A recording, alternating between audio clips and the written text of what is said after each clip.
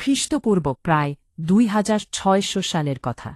নীল নদের তীরে গড়ে ওঠা মিশরের রাজ্যে তখন শাসন করতেন এক মহান ফেরাউন খুফু। তিনি বিশ্বাস করতেন মৃত্যু শেষ নয়, বরং এক নতুন জীবনের শুরু। ফেরাউন খুফুর মনে একটি স্বপ্ন ছিল।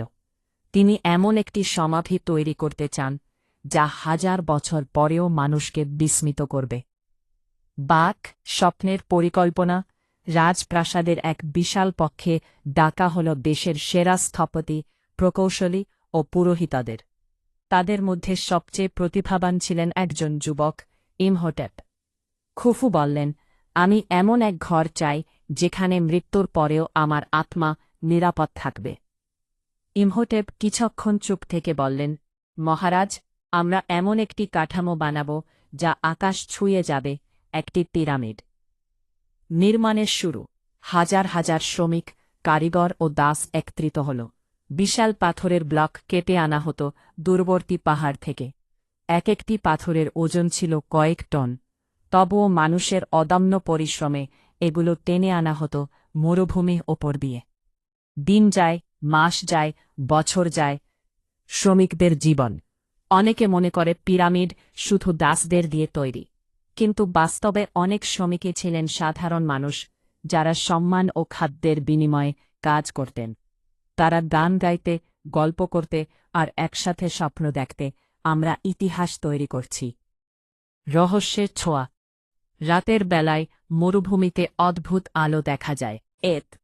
কেউ বলতো দেবতারা সাহায্য করছেন, কেউ বলতো এটা শুধুই মানুষের কল্পনা। ইমহোটেপ একদিন আকাশের দিকে তাকিয়ে বললেন, এই পিরামিড শুধু পাথরের নয়, এটা মানুষের বিশ্বাসের প্রতীক।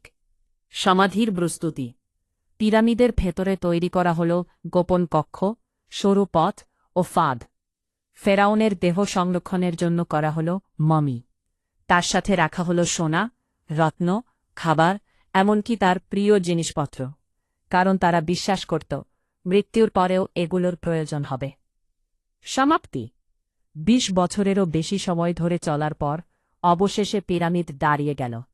সূর্যের আলো পড়লে সেটি ঝলমল করত যেন সোনার পাহাড়। খুফু তার সৃষ্টি দেখে বললেন, এটাই আমার অমরত্ব। সময়ের প্রবাহ।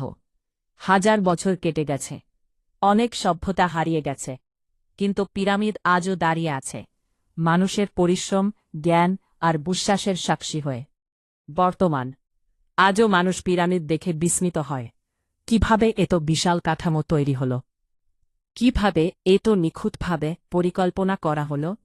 অনেক প্রশ্নের উত্তর এখন অজানা।